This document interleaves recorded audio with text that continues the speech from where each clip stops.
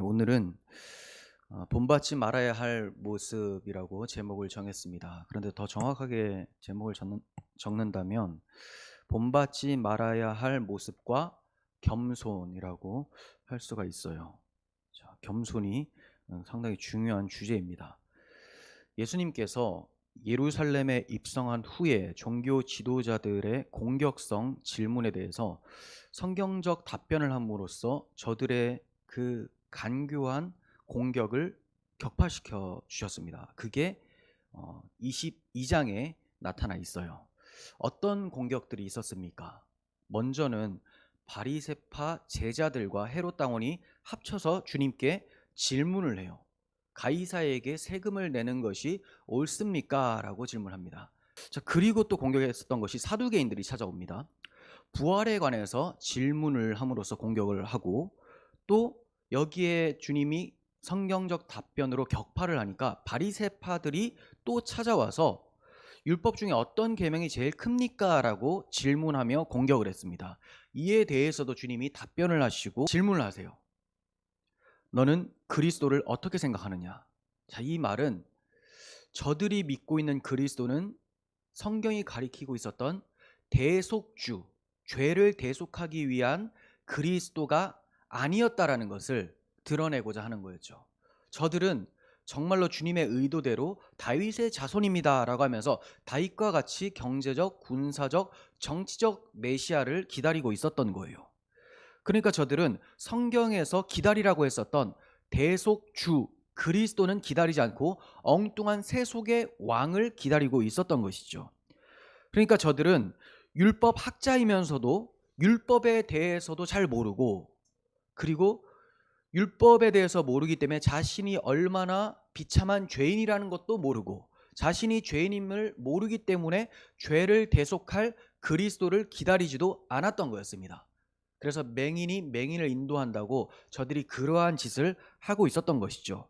이제 이어지는 23장의 본문 말씀을 통해서 바리새인들이 얼마나 거짓된 자들인지, 또 저들의 결국은 어떻게 될 것인지에 대해서 주님께서 제자들과 무리에게 말씀해 주시고 계시는 거예요. 1절 보시면 예수께서 무리와 제자들에게 말씀하여 이르시되라고 하죠.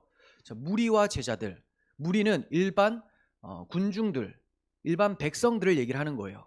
그리고 제자들은 주는 그리스도시요 살아계신 하나님의 아들입니다 라고 고백하면서 주님을 따랐었던 사도들과 그 외의 제자들입니다. 그러니까 이 사람들은 주님을 따라가면 주님께 진리가 있다라는 것을 알고 따라가는 사람들이에요. 정확하게는 잘 모르지만 그래도 심령이 가난하고 겸손한 자세로서 주의 말씀을 들으려고 하는 사람들. 그러니까 그 전에 22장에서 대적했었던 그 무리들과는 지금 여기의 무리들은 너무나 다른 모습이죠. 22장의 사람들은 권력자들이었고 종교적으로 힘이 있었던 사람들인데, 여기에서는 아무 힘도 없고 일반적인 서민이라는 거예요.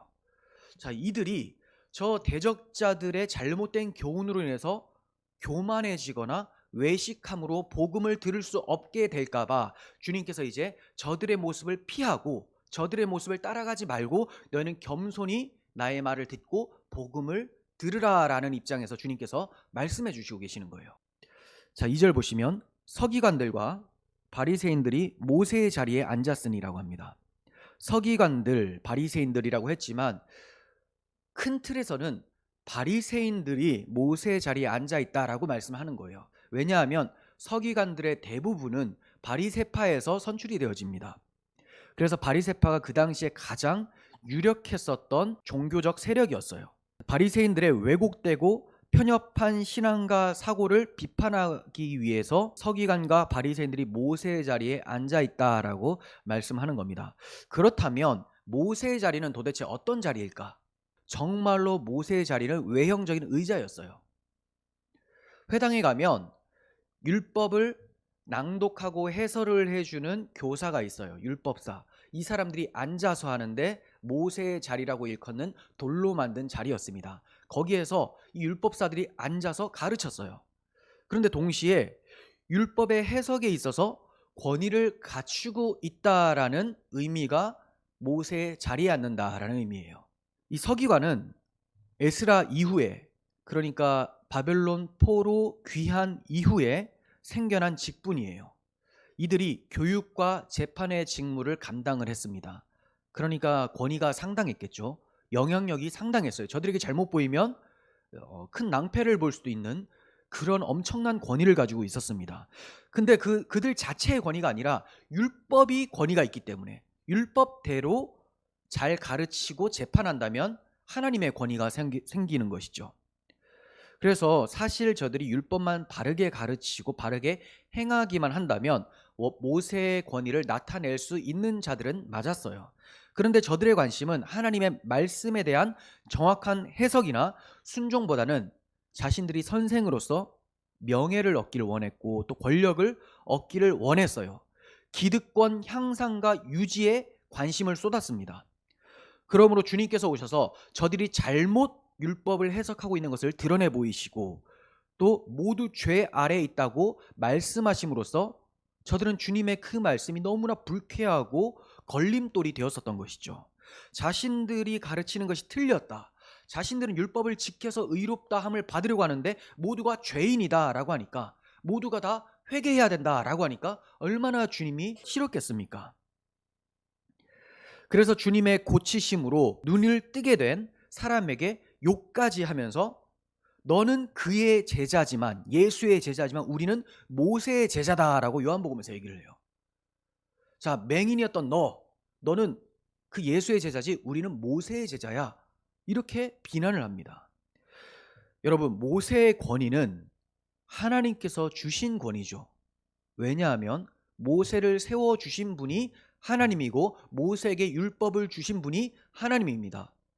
그러니까 하나님이 모세에게 율법을 주셨고 모세는 그 율법을 제대로 가르침으로 권위를 나타냈고, 이 권위를 하나님께서 주셨다라고 하는 사람들의 특징을 보면 겸손했어요. 주님 앞에서 늘 온유함과 겸손함으로 하나님을 경외하고 백성을 다스렸던 사람들이죠. 이게 진정으로 주님이 세워주신 직분이며 권위예요. 자, 그 권위자의 특징은 겸손이라는 거예요. 주 앞에서 낮춘다라는 거죠. 그런데 저들의 모습은 어땠습니까? 모세의 자리에 딱 앉아서 하나님이 아닌 자신을 높이고 있었습니다. 그러므로 저들의 권위는 하나님이 주신 권위가 아니라 스스로 세운 권위예요. 스스로 세운 권위는 반드시 무너지게 됩니다. 마치 스스로 세웠었던 권위가 박살이 났었던 마귀와 같이, 사탄과 같이 저들의 스스로 높이려고 했었던 사고는 마귀적 사고라는 것을 이사야 선지자가 잘 말씀해주고 있죠. 자, 이사야 선지자가 이사야서 14장에서 바벨론의 그 교만한 마음을, 마귀의 교만함을 빗대어서 예언을 합니다. 내가 내 마음에 이르기를 내가 하늘에 올라 하나님의 뭇별 위에 내 자리를 높이리라. 내가 북극 지폐의 산 위에 앉으리라. 가장 높은 구름에 올라가 지극히 높은 이와 같아지리라 하는도다 라고요. 스스로를 엄청 높이려고 해요. 하나님 보좌 있는 데까지 내가 높아지겠다. 마르크스도 이렇게 자신의 시에서 표현을 했었죠. 교만한 겁니다. 교만함. 이런 교만함이 사탄적 교만함인데, 바벨론, 이스라엘을 그렇게 압제하고 종살이 시켰었던 바벨론의 모습이 이러했고요. 지금 하나님의 백성이라고 하고 율법을 가르치는 서기관이라고 하는 사람들에게 이 모습이 나타났었다는 거예요. 자, 3절 계속 봅니다. 그러므로 무엇이든지 그들이 말하는 바는 행하고 지키되 하는 행위는 본받지 말라. 그들은 말만 하고 행하지 아니하며 라고 합니다. 어떤 바리새인들은 율법을 왜곡하면서 해석을 했지만 어떤 바리새인들은 율법을 제대로 해석은 했습니다. 예를 들면 어느 계명이 제일 큽니까? 라고 할 때 전혀 모르는 사람들이 있을 수 있죠. 여러 가지 계명 중에서 이게 맞다 저게 맞다라고 하는 사람이 있을 수 있지만 우리가 지난주에 살펴봤던 본문과 병행 구절이 마가복음 12장인데요. 거기에 어떤 말씀이 나오냐면 한 율법사가 나와서 어느 계명이 큽니까? 했을 때 주님이 하나님을 사랑하고 이웃을 사랑하는 것이 가장 큰 계명이다 라고 했어요. 거기에 대해서 맞장구를 치면서 맞습니다.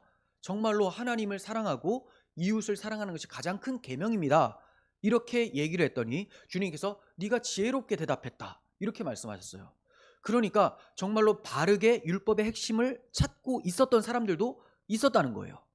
자, 그러니까 잘못 해석하는 율법사들의 말은 들을 필요가 없지만 바르게 율법의 핵심을 알고 있었던 그 사람들의 가르침은 들어도 된다는 거예요. 하나님을 사랑하고 이웃을 사랑해야 되는 거죠. 자, 이것으로써 정말로 주님은 율법을 폐하러 오신 분이 아니라 율법을 완전케 하러 오신 분이라는 것이 드러납니다. 이 말씀을 통해서. 그런데 문제는 뭐냐면 저들이 입술로는 율법을 제대로 얘기를 하지만 율법의 가장 본질적인 것은 하나님을 사랑하고 이웃을 사랑하고 하나님을 경외하며 하나님을 즐거워함으로써 사람들에게 그 사랑을 나타내는 것인데 그 정신은 빼버리고 문자적으로만 바르게 가르치고 있었다는 거예요. 그래서 저들의 그 잘못된 행위들은 본받지 말고 저들의 말, 하나님 사랑, 이웃 사랑, 하나님을 경외하고 이거는 올바르게 지키라라고 말씀하고 계세요. 저들이 어떤 모습이었냐? 이 백성이 입술로는 나를 공경하되 마음은 내게서 멀도다라고 말씀하셨습니다. 네, 입술로는 올바르게. 그러니까 저들이 입술로 말하는 것은 들으라라는 거예요. 오늘날에도 그런 사람들이 많죠. 설교는 제대로 하는 것 같아요. 근데 행동이 엉망진창입니다. 그러면 그 전에 썼던 메시지까지 다 버려야 되느냐? 그렇진 않아요. 그 메시지는 우리 가슴에 새겨야 되되 저 사람은 하나님이 심판하신다라는 거죠. 그러니까 저 행동은 따라가지 말라는 거예요. 그러니까 언행 불일치의 모습이 나타나는 거예요. 자, 4절 봅니다. 또 무거운 짐을 묶어 사람의 어깨에 지우되 자기는 이것을 한 손가락으로도 움직이려 하지 아니하며 백성들한테 율법을 가르치면서 무거움을 계속 더해줍니다. 물론 율법만 전에도 죄인들에게는 율법이 엄청나게 무겁죠. 율법 자체를 지킬 수 있는 사람이 없잖아요. 근데 얘네들은 더해요. 율법에다가 자신들이 새로 이제 응용해서 만들어낸 것들이 613가지라고 했죠. 그것까지 더해주면서 무거운 짐에다가 또 무거운 짐을 더해서 무게를 가중시켰다라는 겁니다. 자, 이러한 613가지의 자신들이 만든 계명들은 자신들도 못 지키고 자신의 조상들도 못 지키는 그런 규범이에요. 그럼에도 백성들은 지키라라고 하는 거죠. 손가락 하나 까딱하지 않고 도와주지 않습니다. 도와주기는커녕 오히려 거기에 올라타요. 마치 무자비한 마부와 같아요. 낙이나 낙타에게 짐을 실어놓고 엄청나게 무거운 짐을 실어놓고 자 이제 실었지? 나도 걷기 싫으니까 나도 태워라 하면서 거기에 올라타는 거예요. 저들은 율법을 613가지나 말을 해버리고 이거 다 지키라 하고 자기들은 지키질 않아요. 그러면서 잘 못 지키면 이래서 이 신앙이 문제야 라고 하면서 엄청나게 정죄하고 사람을 괴롭게 만들었다는 겁니다.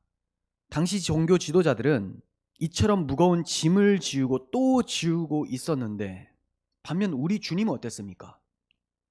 저들이 다 무겁게 지어놓은 짐을 내가 대신 가져갈게 해주시는 것이 우리 주님이에요. 수고하고 무거운 짐진 자들아 다 내게로 오라. 내가 너희를 쉬게 하겠다.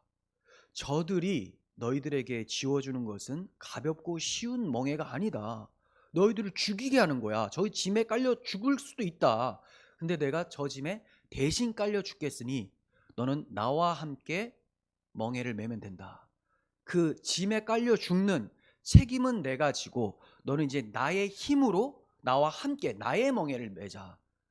율법의 멍에와 613가지의 또 다른 멍에를 함께 지는 그 괴로움이 아닌 주님께서 새롭게 지어주는 멍에, 이게 뭐냐? 사랑의 법이에요. 사랑으로 인해서 주의 말씀을 따라 행하는 삶, 이 멍에를 매자고 요청을 하시는 것이죠. 그럼 주님께서 저 무거운 짐을 어떻게 가져가 주셨는가? 저들의 그 괴로움과 죄악됨으로 심판받을 수밖에 없는 이런 비참함에서 어떻게 구원해 주셨는가? 저 무거운 짐에 눌려 죽어야 되는 그 상황을 십자가에서 예수님께서 담당을 하셨다라는 겁니다. 짐을 지우는 자는 율법 아래 있게 하는 자고 율법 아래에 있으니 죄 아래 있게 되죠. 죄 아래 있으면 저주 아래 있게 되죠. 그러니까 사탄의 하수인이에요. 사탄의 말대로 하면 율법으로 인해서 정죄를 받아 저주를 당하게 된다라는 거죠. 사탄의 하수인들이 바로 서기관과 바리새인들의 모습이었습니다. 그러나 짐을 대시는 주님은 은혜 아래 있게 하십니다. 은혜 아래 있으니 이제 저주나 사망이 아니라 영생이 되어지는 거예요. 이렇게 주님과 저들은 완전히 대조적인 모습을 가지고 있었어요. 그러니까 주님도 저들에게 독사의 자식들아라고 말씀하셨고, 저들은 오히려 주님한테 이 바알세부라, 귀신 들린 자야라고 하면서 주님을 모독을 했었죠. 그렇게 사이가 안 좋았습니다. 자, 5절 보면 그들의 모든 행위를 사람에게 보이고자 하나니 곧 그 경문띠를 넓게 하며 옷수를 길게 하고. 자, 저들은 자신들의 모든 행위를 사람들에게 보이려고 해요. 하나님 앞에서 행하는 것이 아니라 사람 앞에서, 그것도 어떤 일부의 행위가 아니라 모든 행위, 자기가 좀 칭찬받을 만한 어떤 행위가 있다면 이걸 다 알았으면 좋겠다라는 마음으로 하는 거예요. 구석탱이에서 뭐 쓰레기가 있어서 주웠어요. 그걸 꼭 그 사람도 없을 때 주워도 되는데 있을 때가 기다렸다가 줍는 거죠. 그러면 야, 저분은 저렇게 늘 율법대로 행한다. 물론 쓰레기 줍는 게 율법대로 행하는 거 아니지만 예를 들면 그런 거죠. 그래서 사람들 보일 때 칭찬받기 위해서 그렇게 합니다. 그러다 보니까 많은 사람들이 있는 곳에서 기도를 하고 막 큰 소리로, 저는 저 바리새인과 저 세리들과 같지 바리새인이 아니구나. 저 세리와 같지 않아서, 죄인들과 같지 않아서 감사합니다 하면서 큰 소리로 그렇게 기도하는 거예요. 내가 이렇게 경건하다는 거 좀 봐줬으면 좋겠다라는 거죠. 모든 행위를 사람들 앞에서 보이려고 합니다. 그런데 종교개혁자들은 오히려 반대였어요. 하나님 앞에서. 그래서 종교개혁자들이 외쳤었던 구호가 뭐냐? 코람 데오였죠. 하나님 앞에서라는 거예요. 왜 하나님 앞에서를 외쳤느냐? 그것이 성경에서 말하는 진짜 믿음이니까. 진짜 신앙인의 자세는 하나님 앞에서 행하는 것이니까. 여러분, 교회 나와서 사람들 앞에서 행하는 것으로 여러분들의 신앙이 있다라고 평가를 하지 마세요. 아무도 없을 때, 여러분 방 안에 있을 때, 정말 집에 있을 때, 그것이 우리들의 신앙이에요. 주님께서도 사람 앞에서 보이려고 하지 말라, 이렇게 주의를 주십니다. 마태복음 6장 1절과 16절 봅니다. 사람에게 보이려고 그들 앞에서 너희 의를 행하지 않도록 주의하라. 그리하지 아니하면 하늘에 계신 너희 아버지께 상을 받지 못하느니라. 사람에게 보이려고 어떠한 행동을 하면 하나님께는 상을 못 받는다라는 거예요. 사람들에게 칭찬을 받지만 하나님께 상을 못 받는다. 네, 이건 아무 공로가 없는 거죠. 16절, 예를 들어서 또 이렇게 말씀하세요. 금식할 때 너희는 외식하는 자들과 같이 슬픈 기색을 보이지 말라. 그들은 금식하는 것을 사람에게 보이려고 얼굴을 흉하게 하느니라. 내가 진실로 너희에게 이르노니 그들은 자기 상을 이미 받았느니라. 네, 뭐 몇 가지 얘기를 해주셨지만 이 중에서 이제 금식만 제가 따로 말씀을 드린 겁니다. 아까 쓰레기 줍는 거 말씀드렸죠. 이 금식으로도 볼 수가 있죠. 금식을 하는데 얼굴도 씻지도 않고 푸석푸석한 느낌, 안 먹으면 또 이제 윤기가 잘 안 흐르잖아요. 그러면 로션이라도 바르면서 깔끔하게 해야 되는데 푸석푸석하게 막 힘 빠져 이렇게 와서 이 주일에 이래요. 그럼 왜 그래? 아니야. 왜 그래? 뭐 못 먹은 사람처럼 금식하고 있어서 그래.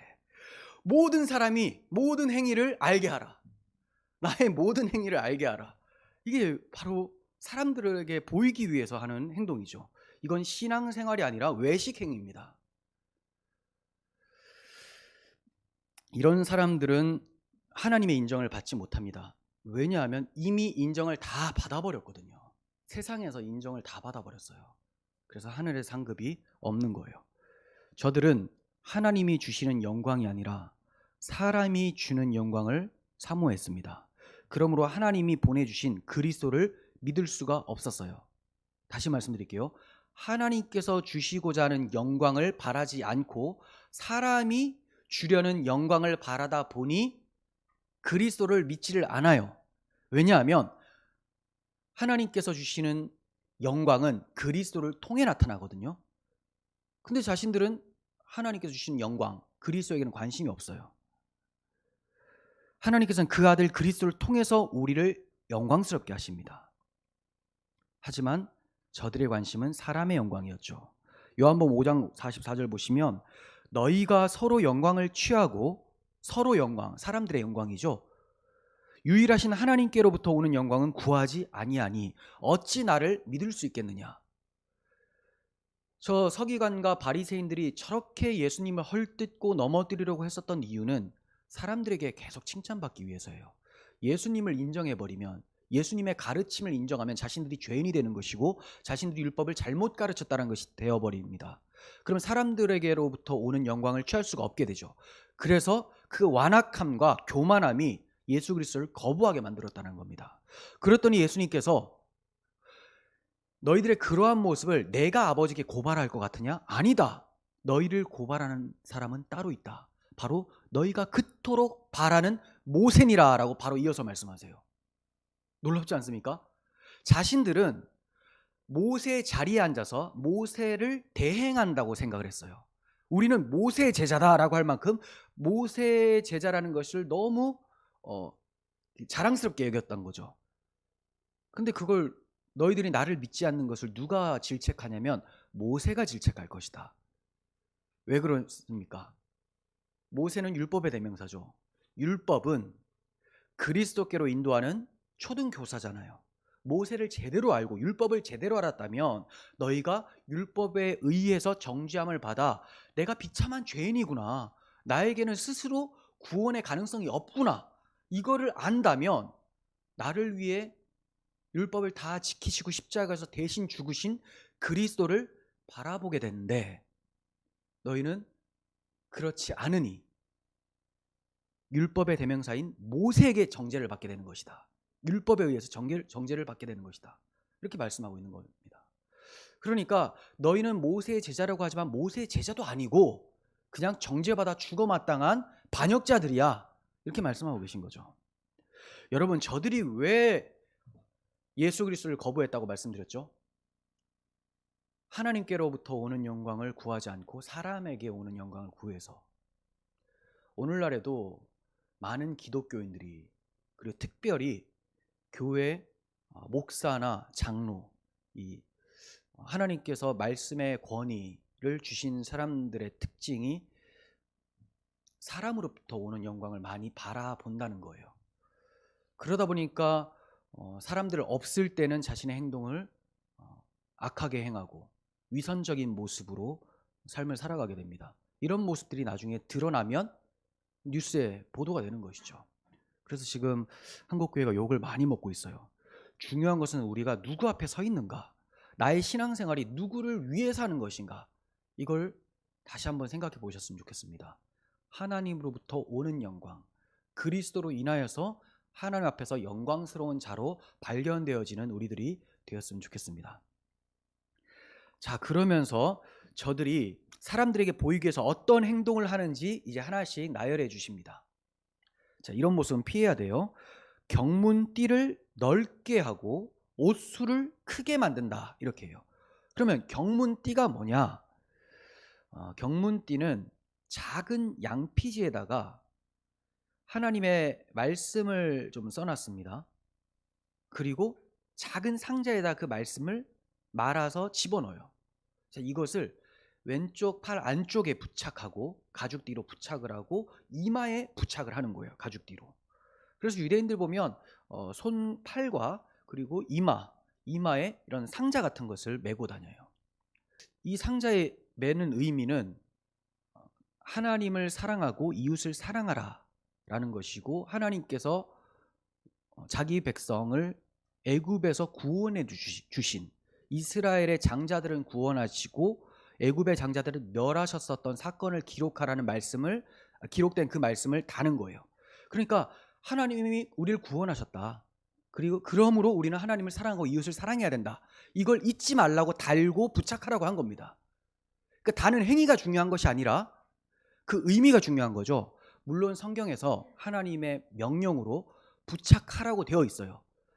그렇지만 그 원 의미를 알아야 되죠. 하나님의 구원을 기억하고 그분을 사랑하고 이웃을 사랑하라, 이거 잊으면 안 된다라고 해서 부착하라고 했더니 이제 저들이 점점 이 경문을 넓힙니다. 크게 만들어요.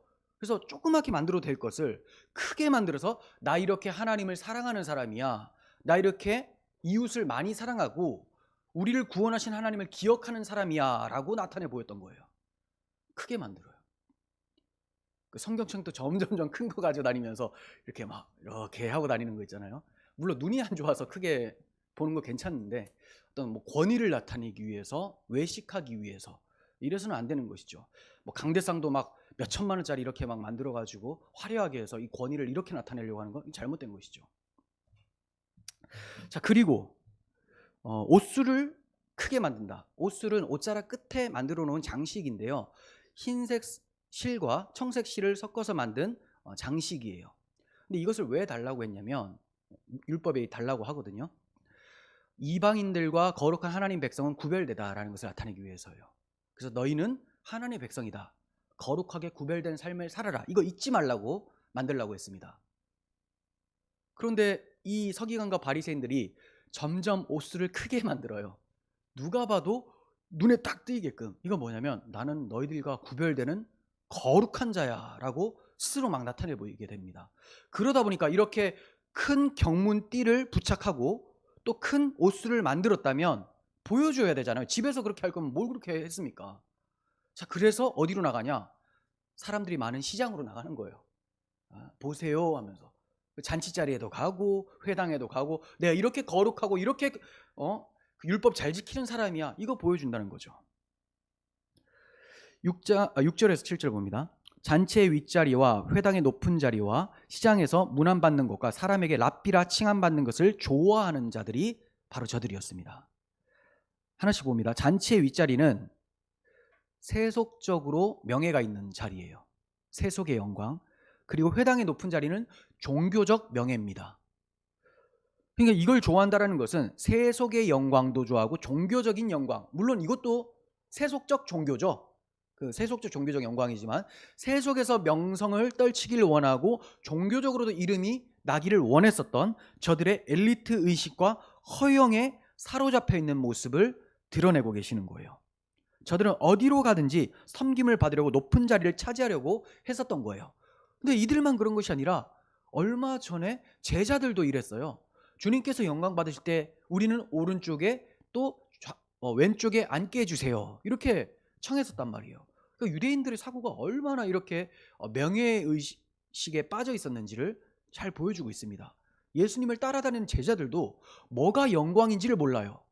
그러니까 예수님의 제자들조차도 십자가가 영광이고 희생과 섬김이 영광이라는 것을 알지 못하고 정말 높은 자리에 앉을 때, 주님이 영광 받으실 때 우리는 오른쪽 왼쪽에 앉게 해주세요. 그럼 주님이 영광 받는 자리를 어떻게 여기고 있었던 거예요? 예루살렘에 올라가서 왕으로 서실 거라고 생각했던 거죠. 다윗과 같은 왕. 그렇죠. 서기관과 바리새인들과 같이 똑같이 생각했던 거예요. 근데 지금 이 서기관과 바리새인들이 그렇게 가르쳤으니 저들도, 이 제자들도 그렇게 알고 있었겠죠. 예수님이 그리스도는 맞는데 그럼 다윗과 같은 그리스도라고 생각을 했었던 겁니다. 그래서 그 세속 영광을 위해서 높은 자리를 차지하려고 혈안이 되어 있었던 게 종교 지도자는 물론이고 이 평민들까지도 그런 마음을 가지고 있었던 거예요. 자, 시장에서 문안받는 것과 랍비라 칭함받는 것을 좋아하느니라. 자, 시장에 나가는 이유는 사람이 많기 때문이고 거기에서 자신의 의를 드러내려고 큰 경문과 큰 옷술을 통해서 자신의 의를 드러내려고, 또 사람들에게 랍비여 선생님이여 오셨습니까, 이 소리 들으려고 나가는 거예요. 집에서 공부해도 되는데 굳이 나가요. 멋있게 옷 쫙 늘어뜨려 가지고 나갑니다. 그 소리 한번 들어보려고. 이쯤 되니까 저들의 모습이 불쌍하기까지 해요. 얼마나 공허하면 저럴까, 얼마나 자존감이 낮으면 저렇게 사람들한테 칭찬을 받아야지만 자신의 존재감이 올라간다고 생각을 할까. 불쌍하지 않습니까? 주님께서는 이처럼 섬김을 받고 싶어서 환장한 인생들, 공허한 인생, 세속에 매여 종살이하는 인생을 진정으로 섬겨주시기 위해서 오신 분이에요. 자, 어떻게 진정으로 섬겨주셨습니까? 여러분, 진정으로 섬겨주신다는 것은 자기 피를 내어준 겁니다. 자기 희생이에요. 십자가로 섬겨주셨어요. 주님께서 우리의 발을 닦아주신 것이 섬김의 결정이 아니에요. 섬김의 최고봉은 발 씻어주는 것 이상, 물론 유대인들에게 발 씻어준다는 것은 종노릇입니다. 근데 이 종노릇을 언제 실현시키셨느냐? 십자가에서 실현시키셨다는 거예요. 대신 죽어주셨어요. 그렇게 해서 우리를 섬겨주셨습니다. 이 섬김을 받았기 때문에 우리는 이제 새로운 피조물이 되었습니다. 더 이상 누구의 섬김을 받으려고 하는 자들이 아니라 도리어 섬겨줄 수 있는 마음의 여유가 생겼고 겸손함이 생겨버린 거예요. 예수님의 마음이 생겼던 것이죠. 주님께서 이렇게 십자가로 섬겨주신 사람들의 특징은 섬김을 받는 데 초점을 두는 자가 아니라 섬기려고 하는 데에 자신의 삶을 내어주는 사람입니다. 그래서 저들을 보니까 불쌍하기까지 한 거예요. 저들은 주님의 진정한 섬김을 받지 못했잖아요. 주님의 희생적 사랑을 자기를 위한 것이라고 받아들이지 않았기 때문에 여전히 섬김을 요구하고 있는 거예요. 여러분, 하나님의 섬김을 받은 사람은 더 이상 사람들이 섬기는 것에 대해서 마음이 없겠죠. 이 엄청난 섬김을 받았는데, 이 엄청난 영광을 받았는데 어떻게 저 하찮은 피조물의 영광에 기쁨을 누리겠습니까? 그래서 저 영광을 받으려고 하는 자가 아니라, 저런 섬김을 받으려고 하는 자가 아니라, 내가 이 엄청난 영광과 섬김을 받았으니 내가 이제 저들한테 봉사해 줘야 되겠다. 내가 낮아져서 예수께서 나를 위해 행하신 그 섬김, 희생적 사랑으로 저 사람들을 섬기는 그 영광에 참여해야 되겠다. 이렇게 되는 거예요. 그래서 그리스도인들은 남들 앞에서 목에 힘주고 섬김을 받으려고 하는 자가 아니라 그 목을 부러뜨리고 자신의 목에 그리스도의 머리를 심고 그리스도께서 하셨던 것처럼 죽기까지 낮아짐으로 희생적 사랑을 실천하는 사람들이 그리스도인이라는 거예요. 주님께서는 인자가 온 것은 섬김을 받으려 온 것이 아니라 도리어 섬기려 하고 많은 사람의 목숨을 위하여 대속물로 자기를 주려 함이다 라고 말씀하셨어요. 그러므로 이 섬김을 받은 사람은 예수님과 같이 십자가의 길을 걸으며 사람들에게 십자가 사랑을 나타내 보이게 됩니다. 이게 진짜 복된 인생이죠. 주님의 섬김을 받아서 주님의 섬김을 실천하는 사람, 이게 복된 사람이에요. 8절에서 10절, 그러나 너희는 랍비라 칭함을 받지 말라. 너희 선생은 하나요. 너희는 다 형제니라. 자, 이 8절부터 10절까지는 저들이 저런 악한 모습들이 있는데 이거는 따라하지 말고, 자, 저들이 행했었던 모습에 무엇이 문제였는지, 원래 선생이나 랍비나 아버지 이런 것은 어떤 의미인지를 내가 가르쳐 줄게 하는 겁니다. 그래서 8절과 10절은 앞에 저들의 악한 행동에 대한 어떤 해설과 제대로 된 의미를 말씀하고 있는 거예요. 다시 봅니다. 그러나 너희는 랍비라 칭함을 받지 말라. 너희 선생은 하나요. 너희는 다 형제니라. 땅에 있는 자를 아버지라 하지 말라. 너희의 아버지는 한 분이시니 곧 하늘에 계신 이시니라. 또한 지도자라 칭함받지 말라. 너희의 지도자는 한 분이시니 곧 그리스도시니라. 세 번의 하지 말라를 말씀하시죠. 랍비라 칭함받지 말라, 아버지라 칭함받지 말라, 지도자라 칭함을 받지 말라. 네.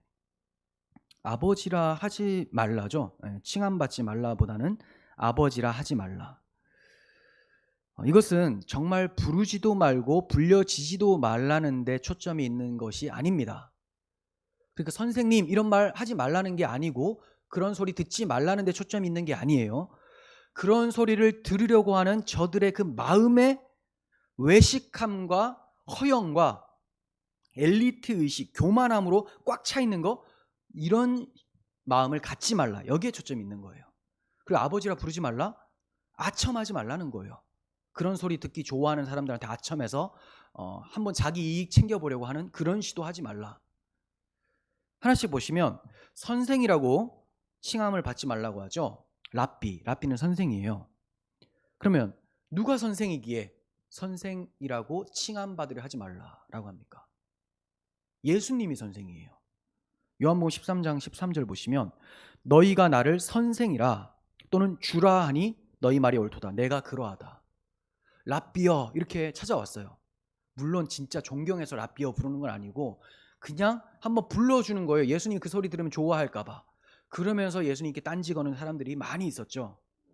그런데 너희들이 랍비라고 부른 거 맞다. 너희들이 주라고 부른 거 맞다. 내가 진짜 랍비고 내가 진짜 주인이다. 이렇게 말씀하고 계시는 거예요. 그러니까 너희들은 사실 진짜 선생은 아니야. 여러분, 제가 여러분들의 선생이 아닙니다. 여러분들의 선생은 여러분들을 진짜로 가르치시는 그리스도시죠. 저는 단지 그분의 말씀을 대언하는 사람이에요. 저에게 해석할 수 있도록 하시고 또 많은 사람들이 귀한 책을 낼 수 있게 하신 분도 성령님이시죠.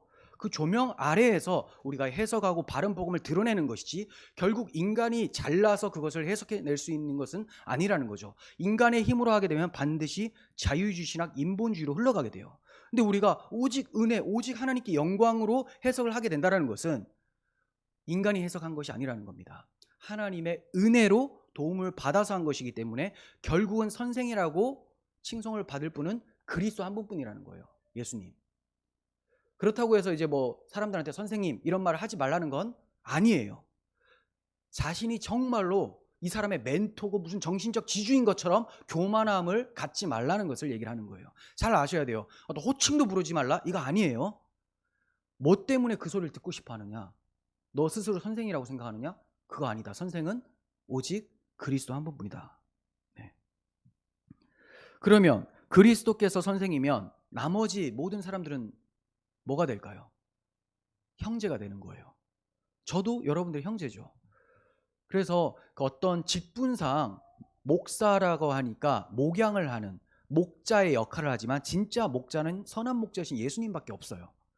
근데 그 목자의 역할을 목자의 음성을 잘 듣도록 은혜를 베풀어 주신 예수께서 특별한 양을 택하여서, 똑같은 다 양이에요. 양을 택하여서 매 하면서 따라오라고 같이 가는 거예요. 누굴 따라가냐? 앞에 가시는 선한 목자를 따라가는 거죠. 그러니까 목사가 엄밀하게 말하면 그 목자는 아니죠. 근데 이제 교회 안에서 그런 역할을 한다고 해서 목사라고 하고 목자라고 하지만 원래는 다 같은 형제라는 거예요. 양이에요. 근데 이제 그 개신교는 원래 그래요. 그렇게 생각 안 하는 목사들이 많아서 문제가 지금 되는 거고. 근데 카톨릭은 완전히 다릅니다. 카톨릭은 이름 들어보세요. 신부, 영적인 아버지를 얘기를 하는 거고요. 또 교황, 교회의 황제, 그 황제 임금왕자거든요. 그러니까 교황은 예수님이잖아요. 그렇죠? 그리고 신부는 아버지거든요. 이따가 보겠지만 아버지는 누구냐? 하늘에 계신 우리 아버지 하나님밖에 없어요. 근데 신부, 이런 호칭들은 위험하죠. 그냥 부르는 것이라면 굳이 저렇게 부를 필요가 있을까? 이런 생각이 들어요. 근데 그냥 그게 아니에요. 포도주는 신부만 먹고 떡은 너희들이 먹고, 교황하고는 또 레벨이 다르고 완전히 달라요. 그래, 이러한 그 교만함과 자신을 높이려고 하는 시도를 하지 말라는 것이 주님의 말씀의 핵심이에요. 자, 아버지라고 부르지 말라. 땅에 있는 사람 아버지라고 부르지 말라. 이것도 육신의 아버지를 아버지라 부르지 말라. 이게 아니죠. 당연히 하나님께서는 우리 육신의 아버지를 주셨어요. 그런데 육신의 아버지 외에도 또 다른 사람들을 엄청 아버지라고 불렀습니다. 이것이 유대인들의 관습이었어요. 어떤 사람이냐? 아버지는 권위가 있었어요. 유대인들에게는. 그러니까 자신에게 엄청난 권위를 갖는 사람들을 이제 아버지, 아버지 하면서 듣기 좋게끔 불러줬던 거죠. 그렇게 하지 말라는 거예요. 왜냐하면 아버지는 하나님 아버지 한 분뿐이다. 왜 하나님 아버지냐? 말라기서 1장 6절에 잘 나와 있습니다. 내 이름을 멸시하는 제사장들아, 만군의 여호와가 너희에게 이르기를 아들은 그 아버지를, 종은 그 주인을 공경하나니 내가 아버지일진데 나를 공경함이 어디 있느냐? 내가 주인일진데 나를 두려움이 어디 있느냐? 네. 그래서 주님께서는 너희는 이렇게 기도하라. 하늘에 계신 우리 아버지여, 이렇게 가르쳐 주셨죠. 네. 하늘에 계신 우리 아버지요. 그러면 우리 아버지라고 할 때 그 부르는 사람들은 사도건 교회 일반 성도님들이건 상관없이 다 형제라는 거예요. 아버지는 하나님, 그 부르는 사람들은 다 형제, 자녀들이라는 거죠. 다 똑같으니까 사도들도 권위의식에 젖어서 그러면 절대 안 돼. 그럼 서기관과 바리새인처럼 되는 거야. 이거 가르쳐주고 계시는 거예요. 그러므로 나는 아볼로에게, 나는 게바에게, 나는 바울에게 속했다, 이런 식의 모습을 보였었던 고린도 교회는 하나님께 질책받기에 딱 좋은 모습이었던 것이죠. 누구에게 속해서 그 사람이 나의 아버지입니다 이렇게 말했으면 안 되는 거예요. 오직 하나님 한 분만 우리의 아버지십니다. 물론 바울이 자신이 복음으로 디모데를 낳았다고 하고 아들이다라고 해요. 이런 것은 복음으로 낳았다, 복음을 전해준 것에 대한 것을 얘기를 하는 거지 자신의 권위를 높이기 위해서 하는 것이 아니에요. 그만큼 복음으로 아버지의 심정으로 사랑을 베풀었다라는 것을 강조하는 거예요. 그래서 아버지의 마음을 자녀에게로 향하게 하고 자녀의 마음을 아버지께로 향하게 하는 것이 말세에 주님이 오심이 나타나는 현상, 이것을 바울이 실천했다라는 거죠. 그리고 지도자는 누구냐?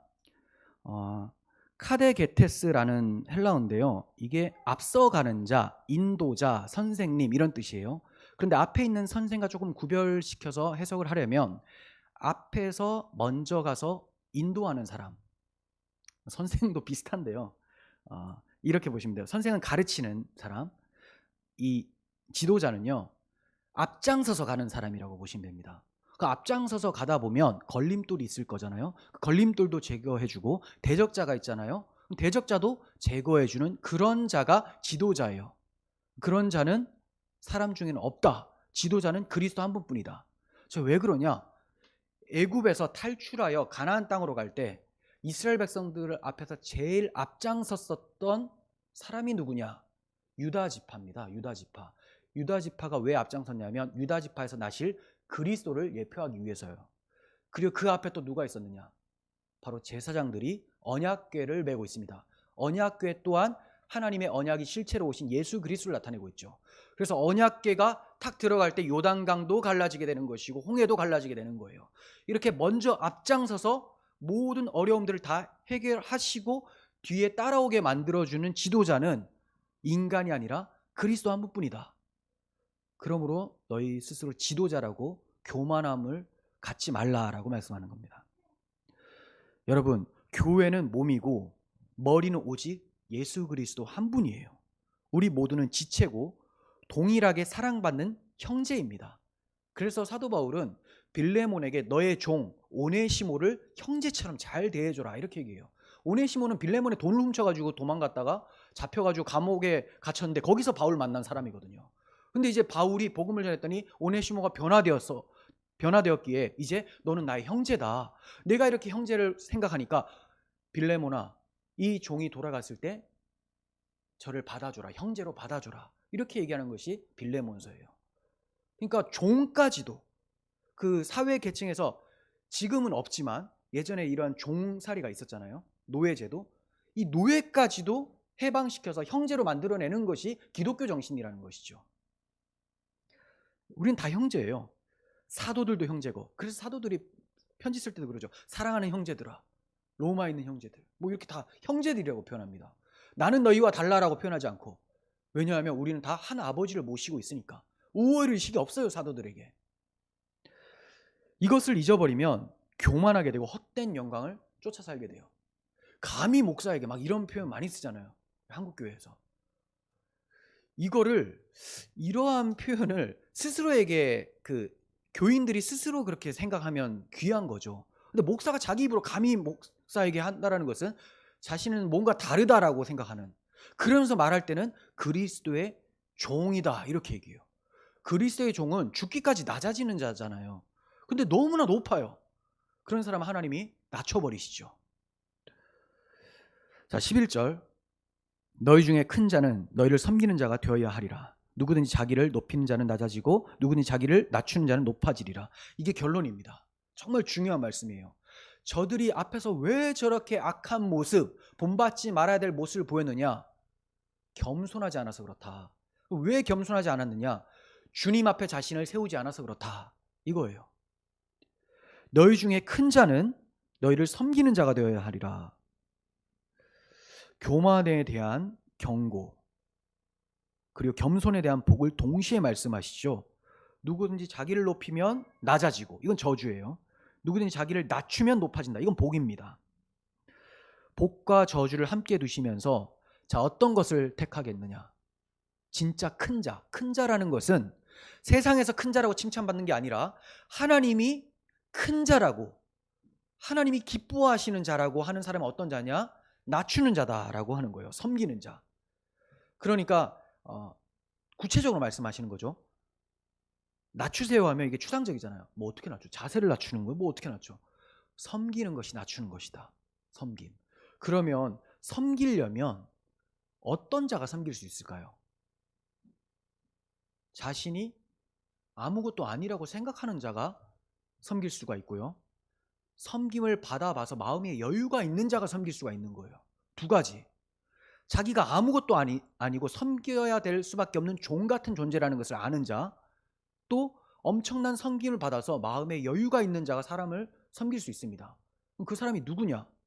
바로 예수 그리스도의 섬김을 받아 십자가 희생을 받아서 복음으로 감격한 자, 그리고 하나님 앞에 자기를 세워봤더니 하나님은 거룩한 창조주인데 자기는 피조물이고 그 중에서도 반역한 죄인이라는 것을 알았기 때문에 나 죽어 마땅하구나.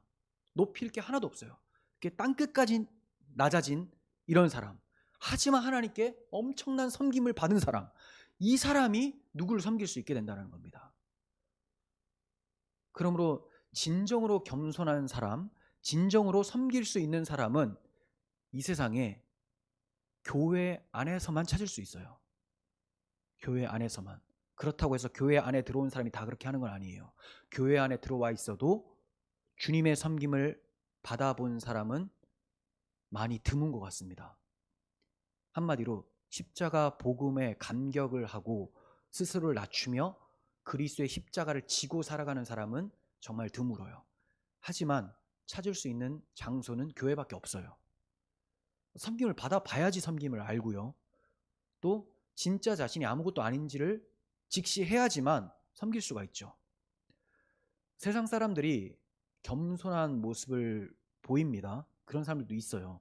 하지만 그 사람은 곰곰이 자신의 마음을 들여다봐야 될 거예요. 그거는 겸손을 가장해서 겸손하게 보여서 자신을 높이려고 하는 것이지 진짜로 겸손하진 않아요.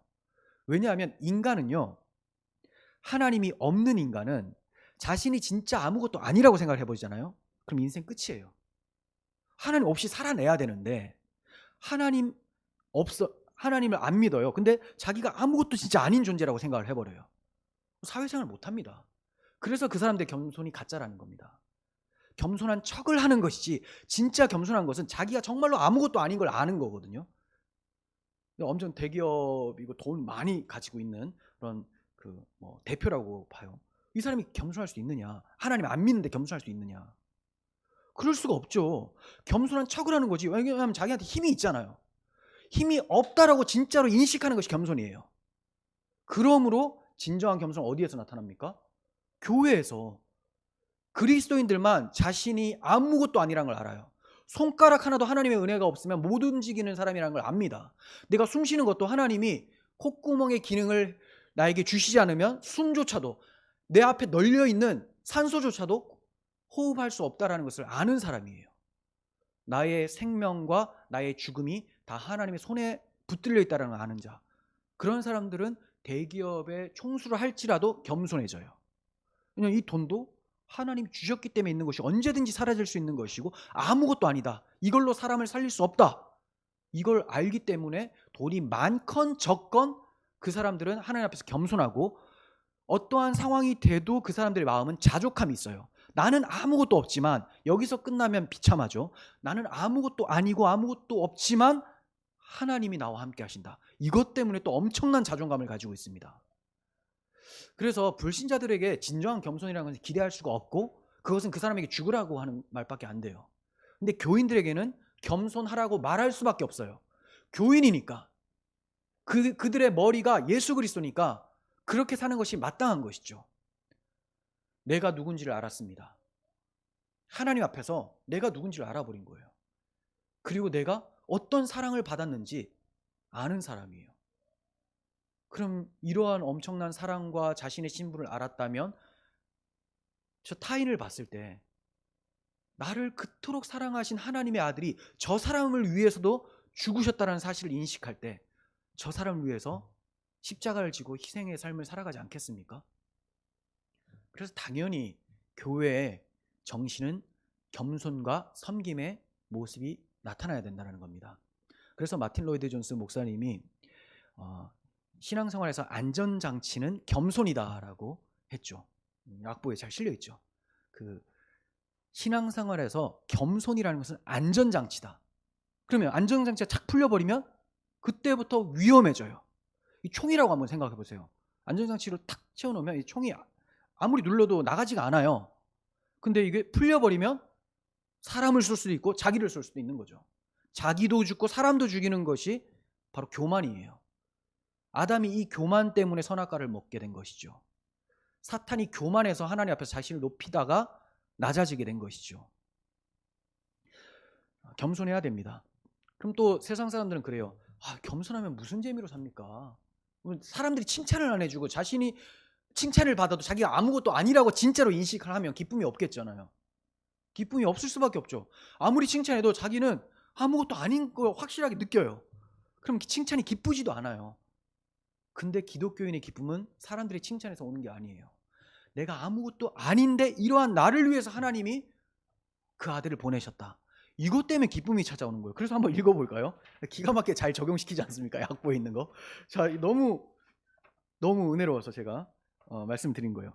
겸손과 기쁨은 함께하는 것이며 절대로 반이어로 간주되어서는 안 됩니다. 진짜 겸손한 사람은 진짜 기쁨을 아는 사람이에요. 궁극적으로 오직 자기 자신에게 철저하게 절망을 느끼는 사람만이 온전히 하나님을 의지하고 신뢰할 수 있습니다. 하나님께서 이것을 우리에게 무조건적인 선물로 주셨기 때문에 우리는 그의 구원을 기뻐하는 것입니다. 나는 아무것도 아니고 할 수 있는 게 아무것도 없는데 오직 은혜로 하나님이 나에게 구원을 베풀어 주셨다. 그 구원의 방도도 엄청나요. 자기 아들을 십자가에 내어주신 것. 이 사랑을 알기 때문에 기쁘고 감사하고 능력이 나타나는 거예요. 나의 능력이 아니라 나와 함께 하시는 하나님의 능력, 복음의 능력이. 근데 이 복음을 모르면 세상 사람들 절대로 겸손과 기쁨을 연결 지을 수가 없는 것이죠. 여러분들 겸손해서 다른 사람들 많이 섬깁니까? 그럼 섬길수록 여러분들은 기쁨이 찾아와야 돼요. 그 기쁨은 다른 사람들이 자신을 칭찬해줘서 이렇게 섬겨주셔서 감사합니다. 이런 칭찬 때문에 기쁨이 오는 것이 아니라 내가 이렇게 섬길 수 있는 마음을 갖게 해주신 하나님 때문에 기쁜 거. 그래서 기쁨이 와야 되고 또 이 섬김을 받아 저 영혼이 회복되어지는 모습 때문에 기뻐할 수 있어야 되는 거죠. 성경에는 자신을 높였다가 하나님께 매맞아서 낮아진 사람들의 사례가 나오고요. 또 자신을 하나님 앞에서 낮추었더니 하나님께서 높여준 사례들이 나옵니다. 전자의 경우 교만했다가 하나님이 낮춰버린 경우는 여러분들께서 많이 들어보셨겠지만 아수르왕 사네립이 엄청나게 하나님 앞에서 교만하고 또 아주 망언으로 이스라엘 백성들을 조롱을 했었어요. 그런데 하나님께서 그를 낮춰버렸고 또 바벨론 왕 느부갓네살도 하나님 앞에서 높였지만 하나님께서 낮춰버리셨고 헤롯 아그리파 1세도 하나님 앞에서 자신을 높이고 하나님이 받으셔야 될 영광을 자기가 받아버려서 벌레 먹혀서 죽어버렸습니다. 반면 백부장은 어땠습니까? 스로보닉의 여인과 회개한 세리는 자신이 아무것도 아니라고 생각하면서 하나님 앞에서 자신을 낮췄어요. 그랬더니 하나님께서 그를 기쁘게 받아주시고 그들을 칭찬을 하셨습니다. 특별히 사탄은 자신을 높이려다가 무저갱에 던져졌습니다. 마침내 지극히 낮아져서 지옥의 형벌을 당하게 될 자가 바로 사탄이에요. 반면에 예수 그리스도께서는 지극히 높으신 하나님과 동등되신 분이신데 그 동등됨을 취할 것으로 여기지 아니하시고 오히려 자기를 비워 종의 형체를 가져사 사람들과 같이 되셨고 십자가에까지 죽으시기까지 하셨다라는 거예요. 그래서 하나님께서 그렇게 낮추신 예수 그리스도를 지극히 높여 모든 이름 위에 뛰어난 힘을 주시고 모든 무릎을 그분 앞에 엎드리게 무릎 꿇게 하셨다라는 겁니다. 하나님 높이셨어요. 십자가에서 죽기까지 복종하신 분을 부활시키시고 승천하셔서 하나님 보좌 우편에 두셨다라는 겁니다. 우리도 마찬가지입니다. 주 앞에서 그리스도와 함께 십자가에 못 박혀 낮아지시면 됩니다. 그럼 하나님께서 보좌 우편에 그리스도와 함께 앉혀주신다라는 거예요. 하나님 앞에서 늘 겸손하셨던 그리스도를 닮은 우리들이 되었으면 좋겠어요. 이게 바로 복이에요. 그리스도를 닮는 것. 어떤 기적을 베푸는 그런 능력을 담는 게 아닙니다. 어떤 환경 속에서도 하나님의 말씀에 순종하며 자신을 낮추셨던 그 섬김의 모습을 담는 것, 이게 복이 있는 거예요. 그러므로 베드로 사도의 권면을 우리는 들어야 합니다. 베드로 사도가 얘기를 하죠. 젊은 자들아, 이와 같이 장로들에게 순종하고 다 서로 겸손으로 허리를 동이라. 하나님은 교만한 자를 대적하시되 겸손한 자들에게는 은혜를 주시느니라. 그러므로 하나님의 능하신 손 아래에 겸손하라. 때가 되면 너희를 높이시리라. 그러므로 하나님께서 교만한 자는 심판하실 것이고 겸손한 자는 은혜를 주실 것이기 때문에, 그러므로 하나님의 능하신 손 아래에 너희를 낮추라. 겸손하라. 때가 되면 높여주십니다. 이미 우리들의 영적 실체는 그리스도와 함께 보좌 우편에 앉아 있습니다. 머리가 앉으셨으니 그의 몸된 교회도 당연히 보좌 우편에 있겠죠. 하지만 우리의 육체가 아직까지 영광을 입지 못했기 때문에, 썩어질 육체로 남아있기 때문에, 이 육체가 영광스러운 주님의 몸과 같이 변화되어질 마지막 날에는 우리가 하나님께서 때가 되면 높이시겠다 하는 말씀이 성취가 돼서 하나님 나라에 앉게 될 거라는 거예요. 그때까지 주님 앞에 늘 겸손함으로 주님 닮아가는 삶을 살아가셔야 됩니다. 어떤 자가 주 앞에 낮출 수 있습니까? 자신을 늘 하나님 앞에서 세우는 자, 코람데오 정신을 가지고 살아가는 자, 그리고 복음을 깊이 누리고 하나님의 섬김, 그리스도의 섬김을 받아 누리는 사람, 이 사람이 진정으로 낮아져서 섬길 수 있는 사람이라는 거예요.